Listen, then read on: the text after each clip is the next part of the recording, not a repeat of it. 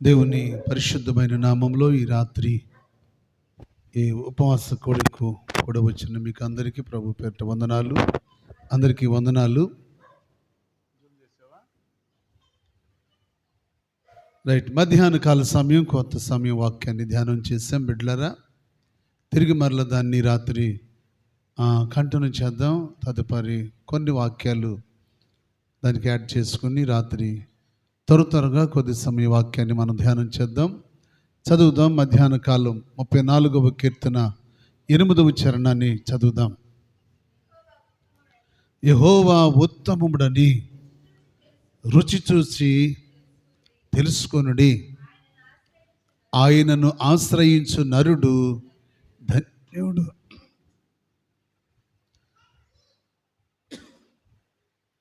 ఎవరు ధన్యులు అంటే చెప్పండి, ఎవరంటే ధన్యులు? చెప్పండి, ఎవరు? యెహోవాను ఆశ్రయించేవారు, ఆయన సన్నిధికి వచ్చి ఆయన ఆరాధించేవారు, స్తుతించేవారు, ఆయన చిత్తాన్ని నెరవేర్చేవారు ధన్యులు. సో మంచిది బిడ్డలారా.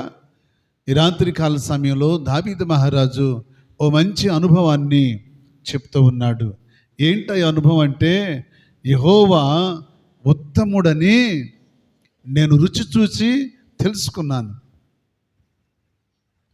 బిడ్డలారా, దేవునిలో ఉన్న రుచితనం ఏంటో దావీదు చూశాడు. ఆయనలో ఉన్న స్వీట్నెస్ ఏంటో, ఆయనలో ఉన్న బలం ఏంటో, ఆయనలో ఉన్న శక్తి ఏంటో, ఆయన ఏమై ఉన్నాడో ఇవన్నీ కూడా క్షుణ్ణంగా తెలుసుకోగలిగాడు దావీదు మహారాజు. అందుకు ఆయన అంటున్నాడు, యెహోవా ఉత్తముడని నేను రుచి చూసి తెలుసుకున్నా. మీరెంతమంది తెలుసుకోగలుగుతున్నారు? ఆయన సమాజానికి చెప్తున్నాడు, నా దేవుడు ఉత్తముడని నేను రుచి చూసి తెలుసుకున్నానని. కానీ మనమేం రుచి చూడగలుగుతున్నాం దేవునిలో? ఆయనలో మనకు ఒక రుచి అంటూ తరిగితే, ఆయనలో మనకు ఒక టేస్ట్ దొరికితే ఇక ఆయన మనం ఎన్నడూ విడిచిపెట్టాం. ఇంకా చాలామంది అటు ఇటుగా ఉంటున్నారు అంటే వాళ్ళకి ఏం దొరకలేదు, ఆయనలో ఏం దొరకలేదు? రుచి అండి. కొరాహు పిల్లలు మెదడు గురించి మాట్లాడతారు కదా. ఏ మెదడు అది? క్రొవ్వు మెదడు. అంటే క్రొవ్వు మెదడు నాకు దొరికినట్లు నా ప్రాణము ఏం చేస్తుంట? తృప్తి. క్రొవ్వు మెదడులో ఉన్న తృప్తి, ఆ టేస్టు. కోరాహు పిల్లలు దాని గురించి చెప్తే దావీదు మహారాజు అంటాడు, యెహోవా ఉత్తముడని నేను రుచి చూసి తెలుసుకున్నా. ఈ రాత్రి ఉపవాస కొడుకులు ఉన్న బిడ్డలారా, ఆయన రుచి మనకు తెలియకపోతే, ఆయనలో ఉన్న టేస్ట్ మనం చూడకపోతే, ఆయన రుచిని మనం చూడకపోతే, మనం ఎన్ని సంవత్సరాలు మందిరానికి వచ్చినా, ఎన్ని సంవత్సరాలు మందిరంలో కూర్చున్నా, నువ్వు ఎన్ని సంవత్సరాలు పాటలు పాడినా, ప్రార్థన చేసినా, నువ్వు ఎన్ని చేసినా, ఎంత చేసినా, నువ్వెంత మొరపెట్టినా, ఆయనలో నీకు కావాల్సింది ఏంటో తెలుసా? టేస్ట్. ఆయనలో ఒక రుచి నువ్వు సంపాదించుకోవాలి. రుచి సంపాదించుకోవాలి అంతే. అది కావాలి మనిషికి. అలాంటి రుచిని సంపాదించుకోవాలి అంటే ఎంత ప్రయాసపడాలి.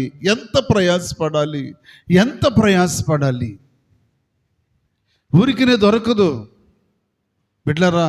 ఒక తేనె టేస్ట్ చూడాలంటే, ఒక తేనె తొట్టి రేపాలంటే ఊరికి తీసుకుంటాడా?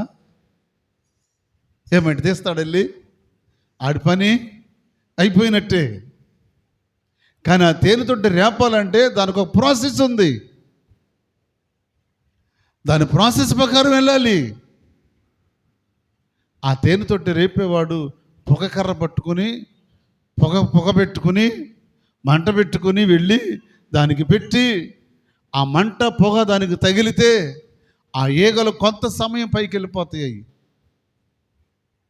కొంత సమయం అటు తిరుగుతాయి.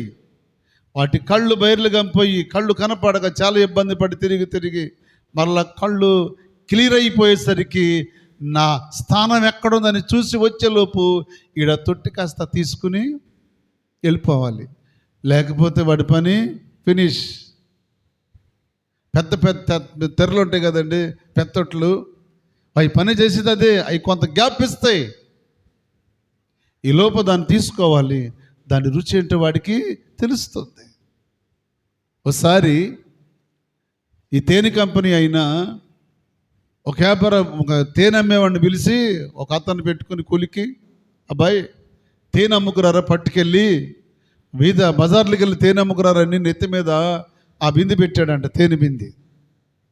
ఆడు ఊరంతా తిరిగి తేనె తేనె తేనె కూడా తిరిగి వచ్చాడు, కానీ ఎవరు కొనలా. తేనె అంటున్నాడు కానీ ఎవరు కొనలా. మధ్యాహ్నం దాకా తిరిగి తిరిగి తిరిగి వచ్చాడు. యజమాని అన్నాడు, ఎంతవరకు సేల్స్ అయిందంటే, ఏమవ్వలేదయ్యా, ఎవరు కొనలేదు. ఏమన్నావు? తేనె అన్నానయ్యా. తేనె కాదురా, తేనె కాదురా. ఏమనాలి చెప్పండి? తేనెండే తేనె, రుచికరమైన తేనె. రుచి ఎలాగో తెలియాలిగా మరి నాకు. అప్పుడు యజమాని అంట, చేయబట్టురా, చేయబట్టు అని చేతిలో పోస్తే దాన్ని కాస్త ఇలా నాకమన్న తర్వాత అప్పుడు నాకు అర్థమైందంట, తీయ తీయని ఏం తేనెది? తేనండే, తీయ తీయని తేనండే అంటూ వీధులమ్మటికి వెళ్తే ఆ బజారుకి వెళ్ళి రెండో బజారు చివరికి వచ్చరికి బిందు ఖాళీ అయిపోయిందంట. ఆశ్చర్యం ఏంటి? ఆ తేనెలో ఈడేం చూశాడు? రుచి. రుచి అండి బిడ్డలారా, ఆ రుచి తెలిస్తే ఇక నువ్వు ఉండలేవు. యెహోవా ఉత్తముడని రుచి చూసిన రోజున ఆయన్ని స్తుతించకుండా, ఆరాధించకుండా, ప్రార్థించకుండా, ఆయన సన్నిధికి రాకుండా అసలు నువ్వు ఇంట్లో ఉండలేవు. నేను ఎప్పుడు వెళ్ళాలి నా దేవుని సన్నిధికి? నా ప్రభువుని ఎప్పుడు స్తుతించాలి, ఎప్పుడు ఆరాధించాలి? నా మనసారా నా దేవుణ్ణి స్తుతించాలని ఒక ఆశ కలుగుతుంది. ఎందుకో తెలుసా? ఆ రుచి కలిగిన బిడ్డలు, రుచి కలిగిన బిడ్డలు, రుచి కలిగిన బిడ్డలు. ఆ రుచి తెలిసిన వాడు దేవుని కొరకు ఎంతకైనా వెళ్ళిపోతాడు. ఆ రుచి తెలిసిన లుదియా నదీ తీరానికి వెళ్ళింది. ఆ రుచి ఆమెకు తెలిసింది. ఆ రుచి ఏంటో ఆమెకు తెలిసింది కనుక ఆ విశ్రాంతి దినమందు నదీ తీరమున సువార్త జరుగునని తెలుసుకుని ఎక్కడికి వెళ్ళింది? నదీ తీరానికి వెళ్ళింది. వాక్యపు రుచి ఆమె తెలుసుకుంది. దేవుళ్ళు ఉన్న రుచి ఆమె తెలుసుకుంది. అందుకే ఆమె హృదయం మాత్రమే తెరవబడింది. ఇక ఎవరి హృదయాలు తెరవబడలేదు. తెరవబడితే జీవగ్రంథంలో రాయబడి ఉండేది. ఈ రాత్రి రుచి అంటే నువ్వు చూడగలవా? ఆ రుచి నీకు తెలిస్తే నువ్వు ఎలా ఉండగలుగుతావు? ఈరోజు చాలామంది మందిరానికి వస్తున్నారు, సంఘాలు ప్రార్థన చేస్తున్నారు, కానీ ఆయనలో ఉన్న రుచి అంటే వాళ్ళకి తెలియట్లే. ఆ రుచి తెలిస్తే బిడ్డలారా, ఆ రుచి తెలిసిన అపోస్తుడైన పౌలయ్య, ఆ రుచి తెలిసిన పౌలయ్య వాడ బద్దలైన చెక్కల మీద కూర్చున్న ఆయన రుచి అంటే ఆయనకి తెలుసు. ఆ రుచి తెలిసిన ఆయన ముందే హెచ్చరిక ఇచ్చాడు. ఎవరికి? వాడ యజమానికి, కెప్టెన్కి ఏంటి, వాడ నాయకుడికి ఏంటి, అందరికీ హెచ్చరిక ఇచ్చాడు. అయ్యా, ఈ ప్రయాణం అంత మంచిది కాదు. దేవునిలో అనుభవం కలిగిన వాళ్ళు, దేవుని దర్శనం కలిగిన వాళ్ళు, దేవుని యొక్క సన్నిధులు స్తుతించే వాళ్ళు, దేవుని మీద ఆధారపడిన బిడ్డలారా, ఆయనకి వారికి ముందుగానే బయలుపరుస్తాడు. అపోస్తలుడైన పౌలయ్యకి దేవుడు ముందే చెప్పాడు, పౌలా, ఆ ప్రయాణం అంత మంచిది కాదు. ఈ చెప్పాడు వాళ్ళకి, వాళ్ళు వినలే.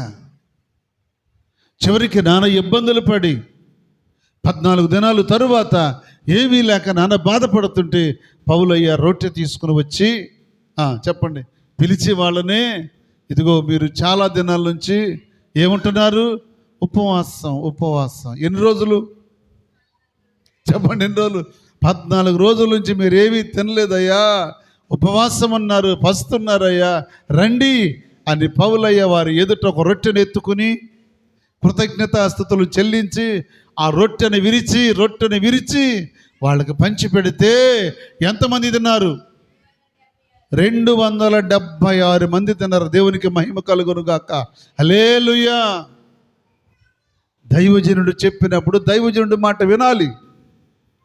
వినకుండా సాహసించి ముందుకెళ్తే తెలివి ఉంది కదా అని, ధనం ఉంది కదా అని, అహంకారం ఉందని, అన్నీ ఉన్నాయని, నాకేంటనుకుని దైవజనుడి మాట వినకుండా, దేవుని యొక్క దర్శనం కలిగిన సేవకుని మాట వినకుండా మూర్ఖుడులాగా ప్రయాణం చేశాడు వాడ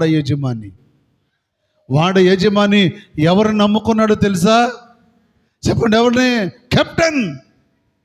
వాడ నడిపే కెప్టెన్ నమ్ముకున్నాడండి. కెప్టెన్ నమ్ముకున్నాడు, వాడి యజమాని. అలాగే కెప్టెన్ నమ్ముకునే నాకంటే గొప్ప సీనియర్ లేడు, నాకంటే మోస్ట్ సీనియర్ లేడు, ఇలాంటి ఓడలు ఎన్నో నడిపానని తీసుకెళ్ళి అట్లాంటిక్ మహాసముద్రంలో మధ్యలో ముంచాడు ఒక ఆయన. దేన్ని? టైటానిక్ వాడిని. ద మోస్ట్ సీనియర్ నేనని చెప్పాడంట. ఎవరి మాట వినకుండా. బిడ్డలారా, కొన్నిసార్లు మన ప్రయత్నాలు ఏదో 1-2 ప్రయత్నాలు ఫలిస్తాయి, కానీ అన్ని ఫలించవు. ఎందుకో తెలుసా? దేవునిలో రుచి ఎరిగిన బిడ్డలు ఆయన చిత్తాన్ని కనిపెట్టి ఆయన మాట ప్రకారం చేసి నువ్వు అడుగు ముందుకేస్తే నీ చెయ్యి పట్టి ఆయన నిన్ను నడిపించగలిగిన సమర్థుడు. ఆ రుచి ఏదో ఎరిగిన దావీదు ఆయన సముఖానికి వెళ్ళి ఆయన సన్నిధిలో మోకరించి ప్రార్థన చేస్తూ ఏడుస్తూ అంటాడు, అయ్యా, నేను శత్రువుల మీద జయాన్ని పొందలేనా అని దావీదు దేవుని సముఖానికి వెళ్ళి విచారణ చేస్తే దేవుడు అన్నాడు, దావీదు లే, ఎందుకు? శత్రువులను జయించు, నీ చేతికి అప్పగిస్తున్నాను వాళ్ళంటే. దేవునిలో రుచి ఎరిగిన దావీదు, ఆ టేస్ట్ కలుపుకున్న దావీదు ఆయన మాటకు విధేయుడై వెళ్ళగా విజయాన్ని సాధించాడు. ఆ రుచి కలిగిన బిడ్డలు అద్భుతాలు చూడగలుగుతారు. ఆ రుచి ఎరిగిన బిడ్డలు సాహస కార్యాలు చేయగలుగుతారు. బిడ్డలారా, చేయగలుగుతారు. దేవునిలో మనకు అనుభవం కావాలి, దేవునిలో మనకు రుచి అంటూ కావాలి. రుచి కావాలి. నువ్వెంత పని ఉన్నా, నువ్వెంత ఉద్యోగం ఉన్నా, నీకెంత వ్యాపారం ఉన్నా, నువ్వెంత తెలివి కలిగిన వాడివైనా, మహాజ్ఞానివైనా, ఏ స్థితి కలిగిన వ్యక్తివైనా, దేవుని మీద పడకుండా నీకు నువ్వుగా స్వతహాగా నువ్వేది చేసినా అన్నిట్లో జయాన్ని పొందలేవు. దేవుని మీద మనం ఆధారపడాలి. ఎందుకో తెలుసా? మనకు ఆధారమే దేవుడు, మన ఆశ్రయమే దేవుడు, మన ఆరోగ్యమే దేవుడండి. దేవుడు. దావీదు అంటాడు, అయ్యా, నీ వాక్యము నా జీవకెంతో మధురం, నీ వాక్యం నా నోటికి తేనికంటే మధురంగా ఉందయ్యా, మధురంగా ఉంది. వాక్యము చదవటం అలవాటు పడిన బిడ్డలు, వాక్యాన్ని ధ్యానించటం అలవాటు పడిన బిడ్డలు వాక్యాన్ని తినకుండా ఒక్కరోజు కూడా ఉండలేరు. రావాలి అనుభవంలోనికి. వాక్యాన్ని చదవాలండి. ఆ టేస్ట్ అంటే మీకు తెలుస్తుంది. దావీదు అంటున్నాడు, అయ్యా, నీ వాక్యము నా జీవకి ఎంతో మధురం. ఎంత రుచి అండి! వాక్యం ఎంత టేస్ట్ అనుకున్నావు? దాన్ని అనుభవించిన దావీదు మహారాజు అంటున్నాడు, యెహోవా ఉత్తముడని నేను రుచి చూసి తెలుసుకున్నా. ఎంతమంది తెలుసుకోగలుగుతున్నారు ఆయనలో ఉన్న రుచి? ఆయన ఎంతమంది తెలుసుకోగలుగుతున్నారు ఈ రోజున? దేవుని బిడ్డలారా, చాలామందికి తెలియదు. చాలామందికి తెలియదు. వాక్యాన్ని చేత పట్టుకుని తిరుగుతారు, కానీ వాక్యాన్ని ఇంట్లోంచి మందిరం దాకా మోసుకొస్తారు, మందిరంలోంచి ఇంటి వరకు మోసుకెళ్తారు, కానీ దానిలో ఉన్నదేమీ వాళ్ళకి తెలియట్లేదు. వాళ్ళ వాక్యము రుచి తెలియట్లేదు. తామరాకు మీద కూర్చుంటుందంట కప్ప, తామరాకు మీదే కూర్చుంటుందంట, పక్కనే తామర పువ్వు ఉంటుందంట. ఆ తామర పువ్వులో ఉన్న మకరందం దీనికి, కప్పకేమన్నా తెలుసా? తెలీదు. ఎక్కడి నుంచో వస్తుంది తేనెటీగ. బిడ్డలారా, ఆ తేనెటీగ వచ్చి ఆ పువ్వు మీద వాలి అందులో ఉన్న మకరందాన్ని తీసుకుంటుంది. ఈ కప్ప అంటదంట, హై, నేను రోజు ఇక్కడే కాపలా కాస్తాను, నువ్వేంటి వచ్చి దాని మీద వాళ్తున్నావు? ఏం తింటున్నావు అందులో నువ్వు ఏం తింటున్నావు చెప్పు అంటదంట. ఏదది? కప్ప.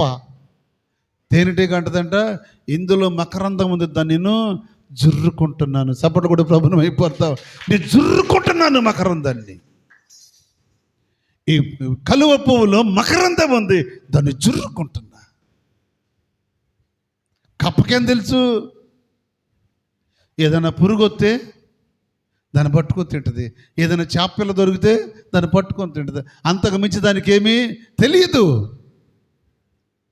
బిడ్డలారా, దానిలో ఉన్న టేస్ట్, ఆ మకరందములో ఉన్న టేస్ట్ తేనెటీగకు మాత్రమే తెలుసు. ఇక ఎక్కి తెలియదు. ఈ రాత్రి బిడ్డలారా, దేవునిలో ఉన్న రుచి ఏంటో, ఆ రుచి అంటే నీకు తెలియాలంటే నువ్వు వాక్యాన్ని ఏం చేయాలి? చదవాలి. వాక్యాన్ని చదవాలి, తరచుగా వాక్యాన్ని ధ్యానించాలి. రెండో మాట మీకు చెప్తాను.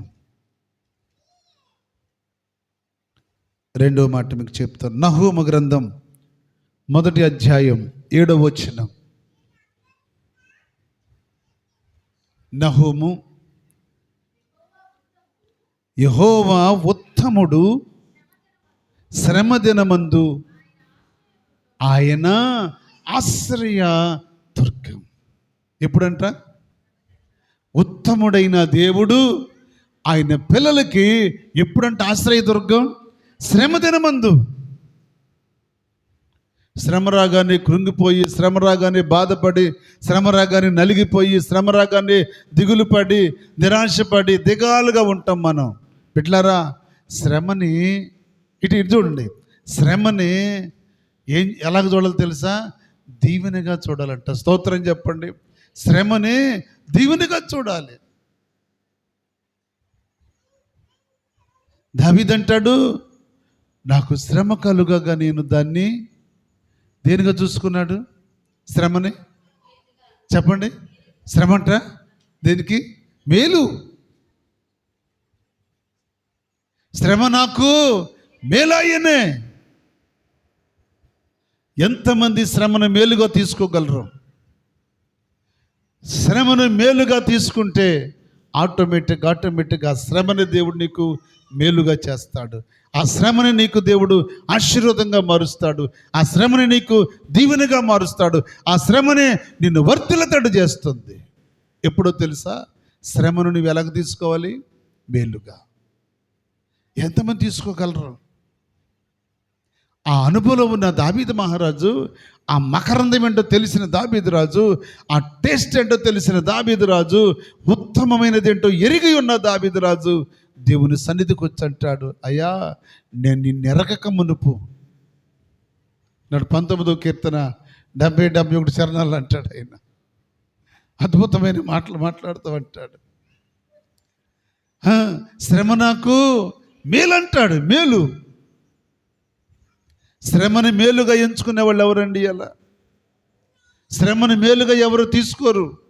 మాకే రావాల శ్రమలు, మాకే రావాలి కష్టాలు, మాకే రావాలి ఇబ్బందులు, మా ఇంటి మీదకి రావాలా, మా ఇంటి మీద రావాలా. ఒకసారి నాకు ఒక ఆయన ఫోన్ చేశాడు. ఫోన్ చేసి, అయ్యగారు, ఆ ఇంటి మీద కాకొచ్చి ఇంటి మీద వలినట్టు వాళ్ళ ఇంట్లో బాధలన్నీ మా ఇంటి మీదకి వచ్చేసినాయి అన్నాడు. నేనన్నా, ఎట తెలిసి నీకన్నా? మొన్నటిదాకా వాళ్ళు బాధలు పడ్డారండి, ఇప్పుడు మాకు వచ్చినాయి ఆ బాధలు అన్నాడు. నేనన్నాను, వాళ్ళ బాధలు వేరు, మీ బాధలు వేరు. వాళ్ళ బాధలు మీ బాధలు ఎట్టవుతాయి? మీ దీవెన వారి దీవెనగా ఉండదే, మీ ఆశీర్వాదం వాళ్ళ ఆశీర్వాదంగా ఉండదే, మీ సంతోషం వాళ్ళ సంతోషంగా ఉండదే. ఎవరి సంతోషం వాళ్ళదే, ఎవరి బాధ వాళ్ళదే, ఎవరి ఆశీర్వాదం వారిదే. బిడ్డలారా, ఈ రైతు మొక్కజొన్న విత్తితే, ఈ రైతు పక్కన ఇంకొక విత్తనం విత్తితే ఈ రెండు ఒకటవుతాయా? అవ్వు. అందుకే దేవుని పిల్లలు దేవునిలో ఉన్న రుచి అంటూ తెలుసుకోవాలి. ఆ రుచి మనకు తెలియాలంటే వాక్యాన్ని అనుదినము ఏం చేయాలి? చదవాలి. వాక్యాన్ని చదవాలండి. వాక్యాన్ని చదవకుండా ఏం తింటాం మనం? ఉదయాన్నే వాక్యాన్ని తినకుండా, ఈ వాక్యపు రుచి చూడకుండా, ఈ వాక్యాన్ని జుర్రుకోకుండా ఏం తింటాం మనం? సుఖమేముంది ఏం తిన్నా? ఫస్ట్ ఈ వాక్యాన్ని తిని దీన్ని ధ్యానించి ఆ తరువాత దైనందిన జీవితంలో మన శారీరకమైన ఆహారాన్ని తింటే ఏ ఇబ్బంది ఉండదు. ముందు ఆత్మీయ ఆహారం తినాలి. నువ్వు లేచిన తర్వాత కనీసం ఒక అధ్యాయమన్నా 2 అధ్యాయాలన్నా చదవాలి. వాక్యాన్ని చదివితే ఆ రుచి అంటూ నీకు తెలుస్తుంది. లేకపోతే నీకు రుచి తెలీదు, బాధగానే ఉంటుంది. ఆ బాధ పోవాలంటే నీ బాధల్లోంచి విడుదల చేసేది దేవుని వాక్యమే.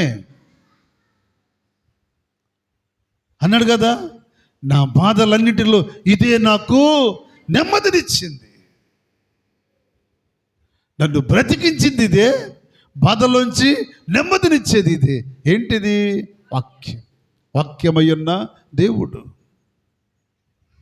బిడ్డలారా, నీ బాధను భారంగా పెట్టుకుని నీ నెత్తి మీద పెట్టుకుని తిరగటం కాదు. నీ భారాన్ని, నీ బాధలను తీసుకొచ్చి ఆయన పాదాల దగ్గర పెట్టు. నా ప్రభు అంటాడు, నీ భారము యెహోవా మీద మోపు, ఆయన మీద పెట్టు. ఎన్ని రోజులు మోస్తావు నీ భారాన్ని? ఎన్ని రోజులు పడతావు ఆ బాధలు? ఆయన మీద పెట్టు. వాక్యం మనకు ఆధారం అండి. వాక్యం మనకు ఆధారం.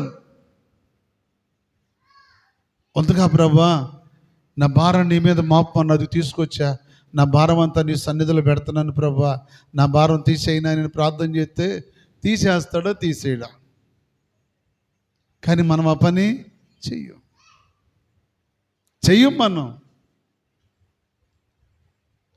మన భారం అంతా స్నేహితుడికి, స్నేహితురాలికి, ఆ అమ్మకి చెప్పుకొని వాళ్ళ చెవులు మోత మోగిందాకా చెప్తావు. ఏమన్నా కొంచెమన్నా తీసేస్తారా? అనువంత కూడా తీయలేరు. కానీ మందిరానికి వచ్చి ప్రభు పాదాల మీద పెట్టి ప్రార్థించి నీ విచారములను కొట్టివేయగలిగిన వాడు యేసయ్య. దేవుని స్తోత్రం. నీ విచారములు కొట్టివేస్తాడు ఆయన, కొట్టివేస్తాడు. ఎందుకో తెలుసా? మన పాప రుణమును శిలువ రక్తము ద్వారా కొట్టివేశాడు. స్తోత్రం చెప్పండి. మన పాప రుణమును ఉంచుకోలేదండి ఆయన, ఉంచుకోలేదు ఆయన. కలువరి శిలువ రక్తముతో మన పాప రుణమును కొట్టివేశాడు. ఇప్పుడు పరిశుద్ధుడవు, పరిశుద్ధురాలివి, పవిత్రుడవు, నిష్కళంకురాలివి. అంతే తప్ప మరలా నీకు పాపముతో జోలిక లేదు. ఒకవేళ మరలా వెనక్కి తిరిగావనుకో, నువ్వు సచ్చిన వానితో సమానం. పాపి పరిశుద్ధుడిగా మార్చబడిన తర్వాత, పాపి పరిశుద్ధురాలుగా మార్చబడిన తర్వాత మరలా పాపము చేయటానికి వెనుక తిరుగుతున్నట్ట దేవుని వారి దృష్టిలో సచ్చిన వారితో సమానం. లోకానికి మనం బ్రతుకుంటాం, కానీ దేవుని దృష్టిలో సచ్చిన వాడితో సమానం. ఇక మనం ఏం చేయలేం. అందుకేనండి మన పితరులు దేవుని పాదాల మీద పడి ఏడ్చింది. నీ విశ్వాసం ఏమైపోయింది? ఆయన చూసిన రుచి ఏమైపోయింది? ఆయనలో ఉన్న రుచి నువ్వు చూసి కూడా, ఆయన రుచి నువ్వు చూసి కూడా మళ్ళా నువ్వు వెనక్కి తిరిగావంటే దీనిలో ఉన్న రుచి కంటే లోకము నీకు ఎక్కువ రుచిగా ఉంది, పాపం ఎక్కువ రుచిగా ఉంది. దేవుని రుచి కంటే నీకు లోకము రుచి ఎక్కువైపోయింది. ఎట్లారా? ఆయన రుచి చూసినవాడు. సముద్రములో ఉన్న చేప గోదావరి నీళ్ళు పడగానే సముద్రంలో చేప ఏం చేస్తుంది? గోదావరికి ఎదురీదుద్దండి. ఎందుకో తెలుసా? ఆ టేస్ట్ సముద్రములో నీరు టేస్ట్ వేరు, గోదావరి టేస్ట్ వేరు, కృష్ణానది టేస్ట్ వేరు. అంతే. కానీ అది పుట్టింది ఎక్కడ, అది పెరిగింది ఎక్కడ, దాని జీవితం ఎక్కడ, అది జీవించేది ఎక్కడ? అది సముద్రంలో ఉంటే ఇంకా కొంతకాలం బ్రతుకుద్ది. ఈ గోదావరికి ఎదురెక్కిందనుకో, నీళ్లు టేస్ట్గా ఉన్నాయన్నీ. ఇలా పేటగాడు వల్లొగ్గుతాడు, చెప్పండి, వల్ల పడే ఉంటుంది అది. అప్పుడు దాని టేస్ట్ ఏంటో వీడికి తెలుసు. స్తోత్రం చెప్పండి, వీడికి తెలుసు. ఇలసంట వలసెళ్ళి పులస అయిందంట. ఏంటది? ఇలస అనే చేప వలసెళ్ళి గోదావరిలోకి వెళ్ళి అది పులసగా మారిందంట. ఇలసగా ఉన్నప్పుడు దానికి ఖరీదు లేదు, రేట్ లేదు, విలువ లేదు. ఇలస అనే చేప పులసగా మారాక అబ్బో ఎంత రేటు దానికి. చేపలన్నిటికంటే రారాజేది పులస. పులస చేప అండి, ఎంత రేటు. 2 కేజీల చేప దొరికితే కొన్ని వేల రూపాయలు పెట్టుకుంటారు దాన్ని. దానిలో ఉన్న టేస్ట్ ఏంటో. కానీ బిడ్డలారా, దావీదు మహారాజు అంటాడు, యెహోవా ఉత్తముడని నేను రుచి చూసి తెలుసుకున్నా. రండి, ఆయనలో ఉన్న రుచి ఏంటో చూద్దరు. కానీ ఆయన టేస్ట్ ఏంటో చూడాలి నువ్వు. ఆయన టేస్ట్ నీకు తెలియాలంటే వాక్యాన్ని చెప్పండి, వాక్యాన్ని చదవాలండి. మా చెట్టు జాంకాయలు చాలా బాగుంటాయి. తైవాన్ జాంకాయ పైన బాగానే ఉంటుంది, లోపల ప్యూర్ రెడ్గా ఉంటుంది, మంచి టేస్ట్గా ఉంటుందంటే నీ నోరు రొద్దే కానీ నువ్వు దాన్ని తినలే. నేను తిన్నా, నాకు తెలుసు దాని టేస్ట్. కానీ నువ్వు తినలేదు, నీకు తెలీదు. చూడటం వరకే నీ పని. బిడ్డలారా, వాక్యాన్ని మోసుకెళ్ళటం కాదు. మార్టిన్ లూథర్ గారు వాక్యాన్ని హౌస్ నుండి మందిరం వరకు మోసుకొచ్చి, మందిరంలోంచి హౌస్ వరకు మరలా మోసుకెళ్తూ, ఆనాటి కాలంలో ఒక పోపు గారి చేతిలోనే జీవగ్రంథం ఉండేది, ఎవ్వరి చేతిలో లేదు. అలాంటప్పుడు మార్టిన్ లూథర్ గారు వాక్యాన్ని వెళ్ళేటప్పుడు చదువుకుంటూ కంఠస్థ చేస్తూ ఆడికి వెళ్ళిన తర్వాత, చర్చిలోకి వెళ్ళిన తర్వాత ఆయన ఉపదేశం చేస్తూ ఉంటే మార్టిన్ లూథర్ గారు రాసుకునేవాడంట. ఎంత చదువుకుంటూ వెళ్ళాడో అవన్నీ పేపర్ మీద రాసేసుకునేవాడు. మరలా తిరిగి వచ్చేటప్పుడు ఆయన వెళ్తూ ఉంటే వెనకమాలిని మరలా పేజీ తిరగేసుకుని ఆ పేజీ అంతా చదివి ఆ పేజీని కంఠస్థ చేసుకుని ఇంటికి వెళ్ళి గదిలోకి వెళ్ళి మరలా రాసుకుని అలాగూ రాసి ఈ బైబిల్ గ్రంథాన్ని రాశాడు. చప్పట్లు కూడా ప్రభుని మైపడదాం. హల్లెలూయా. మార్టిన్ లూథర్ గారు ఆయన బైబిల్ బయటకు తెచ్చిన మంచి వ్యక్తి, మహనీయుడు.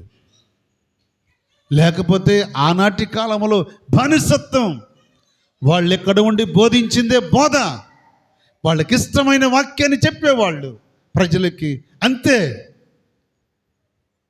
వీళ్ళకి పొడుచుకునే వాక్యం బోధించేవాళ్ళు కాదు. ఎంతవరకు పైపైన ఆశీర్వాదాలు, మేలులు, దీవెనలు, పాప క్షమాపణలు వద్దు, పశ్చాత్తాపం వద్దు, ఇవేం వద్దు. వాళ్ళ కళ్ళకు కనపడేవి కాదు, అవి మార్టిన్ లూథర్ గారికి కనిపించాయి. దేవుని స్తోత్రం. అవన్నీ రాసి ఈ గ్రంథాన్ని బయటికి తీసుకొస్తే ఈ రోజున కొన్ని వేల భాషల్లో బైబిల్ గ్రంథాన్ని తర్జుమా చేశారు. బిడ్డలారా, మార్టిన్ లూథర్ గారు బైబిల్ యొక్క రుచి ఏంటో చూశాడండి. అలాంటి మహారాజులు గొప్పవాళ్ళు బైబిల్ బయటికి తేకపోతే పాపం ఈ రోజు వరకు మనం అలాగ ఉండాల్సి వచ్చేదేమో, బానిసలుగా. వాళ్ళ చేతిలోంచి మార్టిన్ లూథర్ గారు బయటికి తీసుకొచ్చాడు. డాక్టర్ బిఆర్ అంబేద్కర్ గారు అందరూ సమానత్వం అనేది రాశాడు కదా అంటే బ్రదర్, అంతే కదా. సమానత్వం ఎవడు ఒప్పుకుంటాడు? సమానత్వానికి ఒప్పుకోరు. రాజ్యాంగం రాసిన రాజ్యాంగ కర్త సమానత్వం రాశాడండి. సమానత్వం. అందరూ మందిరానికి రావాలి, అందరూ వాక్యాన్ని చదవాలి, అందరూ జీవగ్రంథాన్ని చదవాలి. ఇది సమానత్వం. ప్రతి వారి చేతిలో బైబిల్ ఉండాలి, ప్రతి వారి చేతిలో పాటల పుస్తకం ఉండాలి, బైబిల్ గ్రంథం ఉండాలి, ప్రతివాడు పాట పాడాలి, ప్రతివారు వాక్యాన్ని చదవాలి. అది సమానత్వం. ఎక్కడుంది అలా? ఎక్కడుంది? కనుక బిడ్డలారా, ఈ వాక్యపు రుచి ఏంటో తెలుసుకోవాలి. మాట చెప్తాను, మధ్యాహ్న కాలం చెప్పాను. వాళ్ళిద్దరు అక్క చెల్లెలు యేసుక్రీస్తు ప్రభువారు బేతనియాకి వెళ్ళినప్పుడు యేసుక్రీస్తు ప్రభువారిని ఇంట చేర్చుకుని ఆయనకి భోజనం పెట్టి టిఫిన్ పెట్టో, కాఫీ ఇచ్చో, మొత్తం మీద ఆ చెట్టున్న ద్రాక్షకాయలు కోసిచ్చో అక్క చెల్లెలిద్దరు పరిచర్య చేసేవాళ్ళంట. ఈ పరిచర్య చేసి ముగించుకుని యేసుప్రభు వారు కూర్చుని ఉంటే ఆమె మరియం వెళ్ళి ఆయన పాదాల దగ్గర కూర్చుంది. మరియ తల్లి యేసుప్రభు వారి పాదాల దగ్గర కూర్చునేది ఎందుకో తెలుసా? చెప్పండి, ఎందుకో తెలుసా? ఆయన నోటి మాటలు వినటానికి. స్తోత్రం చెప్పండి. యేసుప్రభు నోట నుంచి ఏ మాట వస్తుందో ఆ మాట బ్రతికించేది, ఆ మాట జీవం కలిగింది, ఆ మాట ఆశీర్వదించేది. అద్భుతమైన మాట. నా ప్రభు నోట నుంచి వచ్చే మాట నేను తినాలి అనే ఆశతో ప్రభు దగ్గరే కూర్చుని చక్కగా మాట్లాడుతూ ఉండేది వాక్యం వింటూ. అందుకు ప్రభు ఏమన్నారు తెలుసా? మార్తా మార్తా, నువ్వు విస్తారమైన పనులు పెట్టుకొని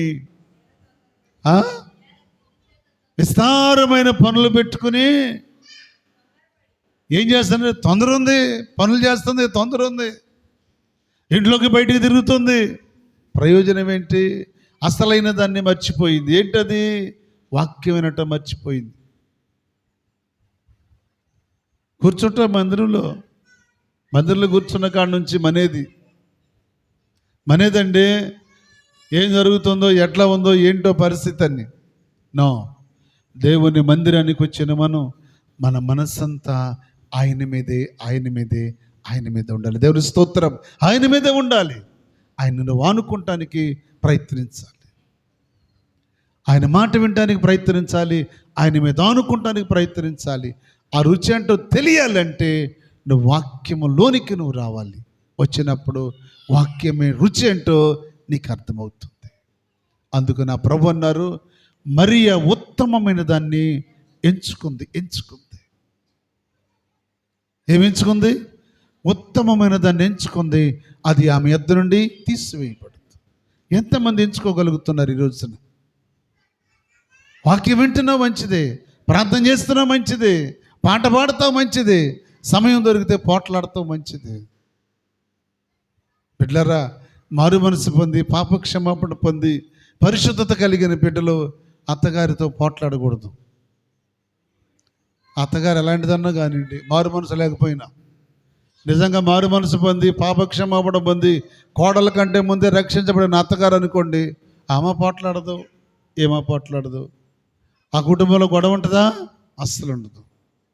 అత్తగారికి మారు మనసు లేదనుకోండి, సుపనద్ది. మారు మనసు లేకుండా, రక్షణ లేకుండా ఉంటే ఏముండదు, సహించలేదు, ఓరవలేదు, మంచితనాన్ని సహించలేరు వాళ్ళు. ఎందుకో తెలుసా? అపవాది వారిలో పనిచేస్తూ ఉంటుంది.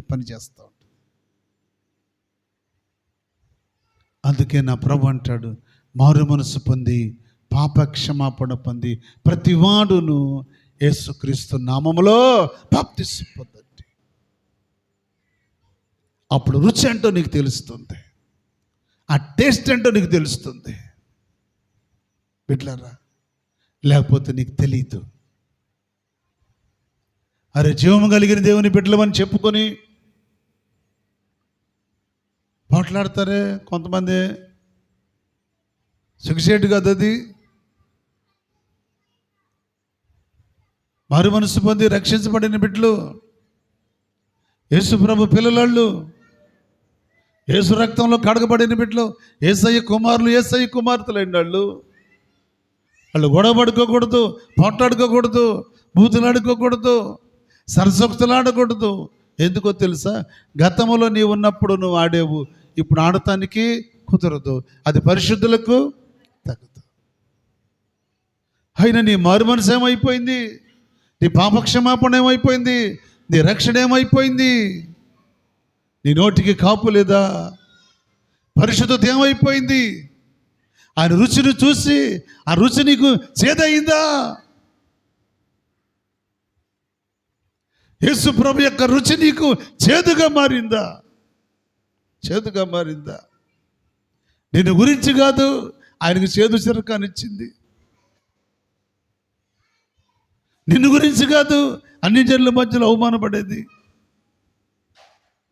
నీ నోరు అదుపులో ఉంటే, నీ దృష్టి అదుపులో ఉంటే, నీ మాట అదుపులో ఉంటే, నిజంగా నువ్వు రక్షించబడిన బిడ్డవైతే అన్నేండి. ఎన్ని మాటలు అంటారు? అన్నేమండి. మాటలేమన్నా చంపుతాయా? మాటలేమన్నా కత్తిలాగా పొడుస్తాయా? మాటలు ఏమైనా చేస్తాయా? మాటని పీక్కుద్దా?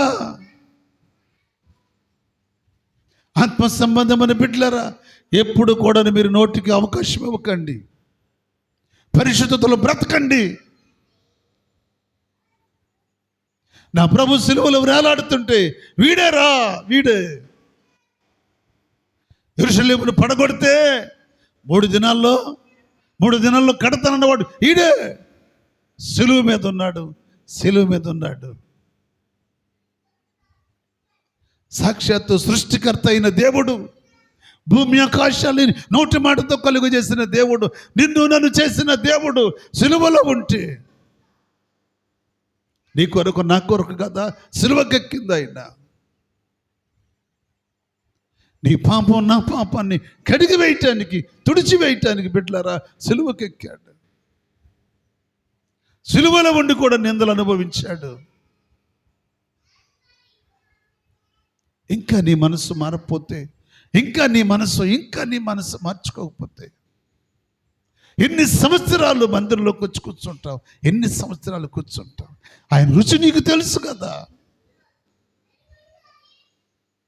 తిట్టిన వారిని తిట్టలేదు, కొట్టిన వారిని కొట్టలేదే, పొడిచిన వారిని మాట్లాడలేదే. అంత ప్రేమ చూపిస్తే సిలువ ప్రేమ యేసయ్య. చూసానయ్యా ఊరుకున్నా ఎంతసేపు ఊరుకున్నా ఆగదే.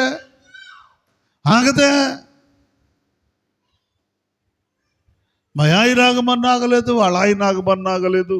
ఇష్టానుసారంగా తిడుతుందయ్యా. ఇక నేను ఆగలేక చెప్పండి, ఇక నేను ఆగలేక ఏం చేసావు? పాత పుస్తకం తీసావు బయటికి. ఏంటిది?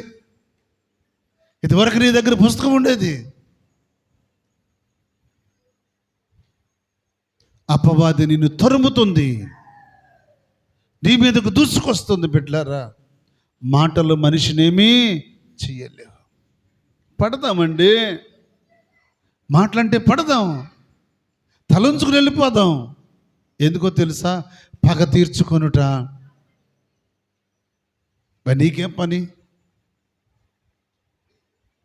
ఇక ఊరుకోలేకయ్యా, ఇక నేను దానికంటే ఎక్కువ మాట్లాడా. ఇక చివరికి ఏమైపోయింది? అత్తగారు ఏమైంది? అత్తగారు నోరు జారింది కాబట్టి ఇప్పుడు అత్తగారికి అదేమైంది? ఇక దానికంటే ఎక్కువ తిట్టా, దానికి అదైపోయింది. అది అయిపోద్ది, ఇది అయిపోద్ది, ఏదైనా అయిపోద్ది. కానీ నీకు సెల్ఫ్ కంట్రోల్ లేకపోతే, నీవు సహించుకొని, నువ్వు కంట్రోల్ చేసుకొని, నీ మాటని, నీ ఉద్రేకాన్ని నువ్వు అణుచుకోకపోతే, సాతాను నీలో ఉండి నీ మీదకు వచ్చేస్తాడు. అప్పుడు ఇన్ని మాటలంటే ఊరుకుంటావా? నువ్వు కాబట్టి ఊరుకున్నావు. నేనైతేనా? నువ్వు కాబట్టి పడతాను. నేనైతేనా? అని నీ వెనకమాలకు వచ్చి నేను ఇటు తట్టి నేను రెచ్చగొడతాను. ఎవడు? సాతాను గాడు. ఆడు ఎంత రెచ్చగొట్టినా ఒకటే ఎవరికి అప్పచెప్పాలి చెప్పండి? ఎవరికి? దేవునికి. యేసయ్యకి అప్పచెప్పాలంటున్నారు వీళ్ళు. ఎంతమంది అప్పచెప్పారు యేసయ్యకి? మీరు ఒకళ్ళు చేయొస్తాడు, నేను అప్పగిచ్చానయ్యా యేసయ్యకి. మా అత్తగారు తిడుతుంటే మా మామగారు తిట్టినా, నా భర్త తిట్టినా, నా యేసయ్యకి అప్పచెప్పాను ఒకళ్ళు చెప్పండి. మీరు ఎందుకు చెప్తారు? నోరు ఉండదు ఎందుకంటారు? నో. నువ్వు రక్షించబడిన రోజునే నీ నోరు, నీ చేతులు, కాళ్ళు, నీ ప్రతి అవయవము ఎవరికి ఇచ్చావు? యేసయ్యకి. సమర్పణ చేయబడిన బిడ్డవే. సమర్పణ ఏమైపోయింది? చచ్చిపోయింది నిన్ను గురించి. కాబట్టి విశ్వాసంతో ప్రార్థన చేయండి బిడ్డలారా. అని అంటాడు, నా దేవుడు ఉత్తమముడని నేను రుచి చూసి తెలుసుకుంటాను. ఆయనలో ఉన్న రుచి ఏంటో, ఆయనలో ఉన్న టేస్ట్ ఏంటో, ఆయన ఎటువంటి రుచి కలిగిన దేవుడు, ఆయన బలం ఏంటో, ఆయన ప్రభావం ఏంటో, ఆయన శక్తి ఏంటో, ఆయన ఉన్నతం ఏంటో, ఆయన ఔన్నత్యం ఏంటో ఎరిగి నువ్వు కూడా ప్రార్థించి ప్రభుని అడుగు. వాక్యాన్ని చదువు. వాక్యాన్ని చదివి తింటే ఈ రుచి నిన్ను మరొక రుచిలోనికి వెళ్ళనివ్వదు.